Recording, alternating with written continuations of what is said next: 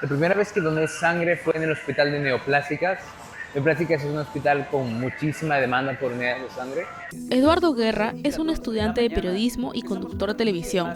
Él es una de las pocas personas en el país que dona sangre de manera voluntaria, pero detrás de cada dote entregado suele haber una historia personal. En el caso de Eduardo, esa historia comenzó con una urgencia familiar. La necesidad, tenía un familiar que en ese momento estaba pasando por cáncer, tenía cáncer y necesitaba unidades de sangre para ser operada.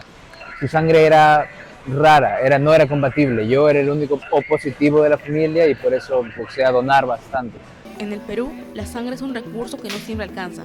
Cada día, miles de pacientes dependen de transfusiones para cirugías, emergencias o tratamientos médicos, pero la cantidad de donaciones sigue siendo insuficiente para cubrir la demanda nacional. Mientras los hospitales intentan responder a los casos más urgentes, la realidad es que aún falta crear una verdadera cultura de donación voluntaria y constante en el país. En el Perú se han donado 481.000 unidades de sangre en el último año. Esto equivale solamente al 1.36% de la población peruana. Según el Ministerio de Salud, el 80% de estas donaciones van para reposición, lo que quiere decir que va dirigido para familiares o conocidos. Solamente el 20% son donaciones voluntarias. Pero también encontramos a quienes sí donan voluntariamente, entre ellos jóvenes que acuden por iniciativa propia, sin conocer a nadie que necesite sangre.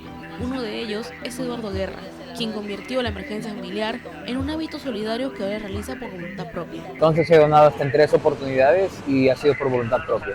Generalmente me acerco a hospitales al 2 de mayo en el Huáscar, donde suelo donar unidades de sangre.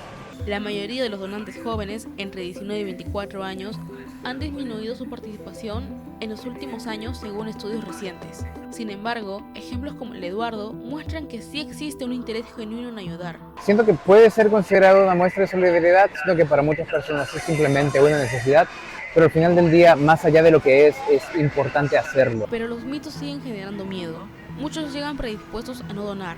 Otros creen que el procedimiento afecta su salud. En nuestra cultura hay muchos mitos, hay muchas inseguridades, mitos, es decir, se pueden contagiar y a veces pues esas cosas son mentiras o se engordan, algunos tienen otras inseguridades, unas preguntas en donde si me desmayo me puede producir alguna reacción adversa cuando dono.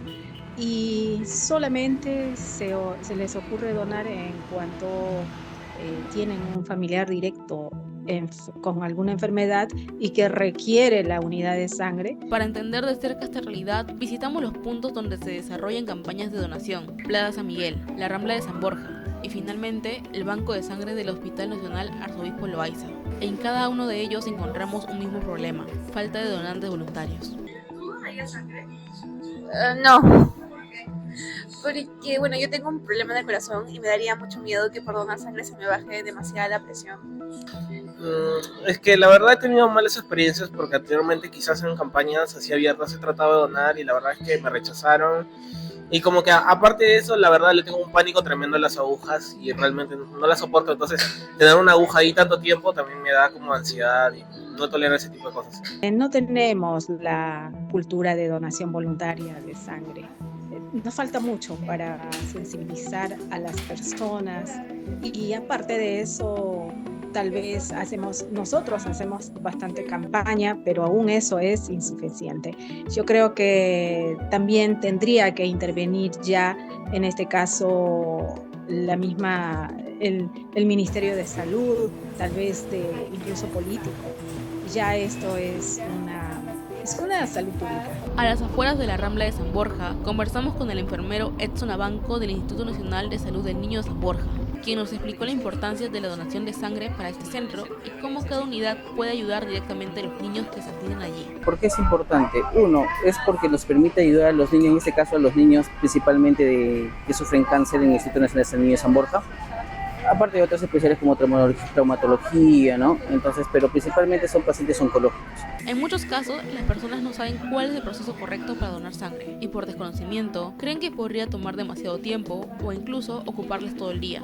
Sin embargo, el procedimiento es mucho más sencillo de lo que parece. El licenciado Edson Abanco nos detalla cómo se realiza realmente una donación. El proceso es simple, es sencillo. Hacemos primero, como le comenté anteriormente, hacemos un grupo sanguíneo de hemoglobina La hemoglobina mínima para donación en mujeres es 12.5 y en el hombre es 13.5. Si en el caso pasan esa valla, pasamos al siguiente proceso, que es la entrevista con la doctora o con mi persona.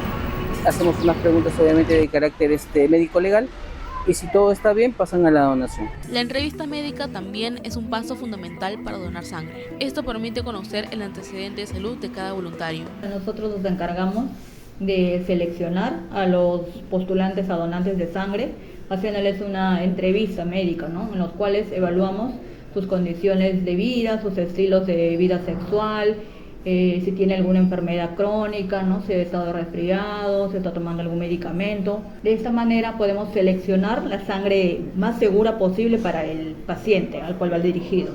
Sin embargo, la entrevista médica es solo un filtro inicial.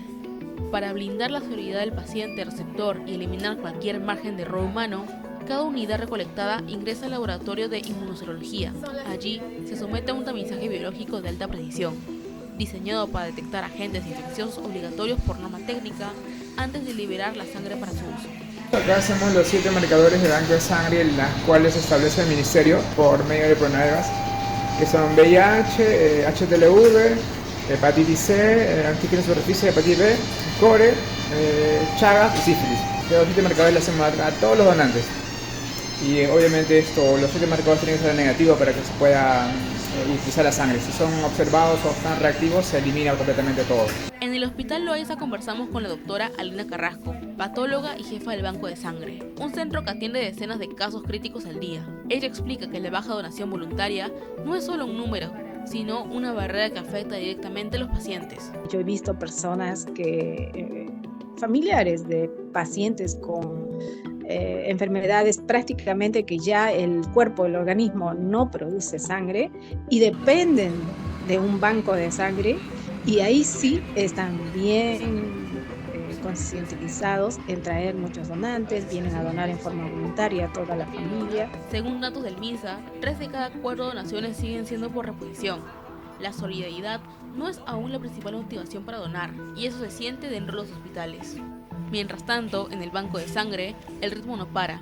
Pacientes operados, con cáncer, con trastornos hematológicos o en accidentes pueden necesitar varias unidades en cuestión de horas. Y no todos tienen familiares disponibles para reponer. La doctora Carrasco explica cuáles son las enfermedades más frecuentes que necesitan donación de sangre de manera urgente.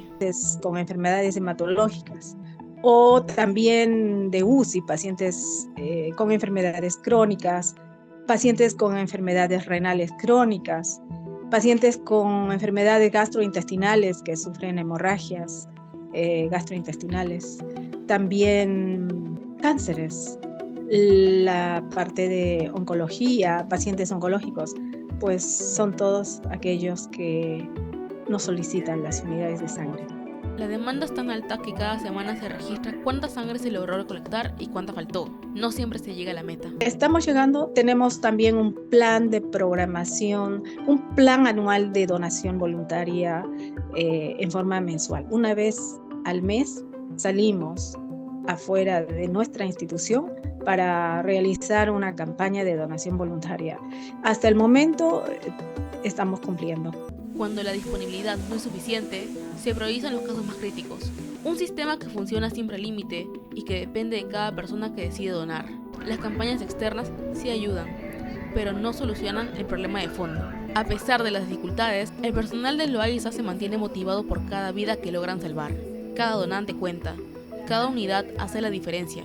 Y para donantes como Eduardo, la reflexión es simple. Yo sé que da miedo donar sangre, yo sé que hay mucho estigma y por lo menos preocupación, incluso a las propias agujas. Pero al final del día es algo que no nos cuesta casi nada y que termina siendo muy útil e impacta muchísimo en la vida de las personas. Donar toma menos de 1 hora, pero para alguien más puede significar toda una vida. La baja tasa de donación voluntaria es hoy uno de los principales retos del sistema de salud y cambiarla depende de nosotros.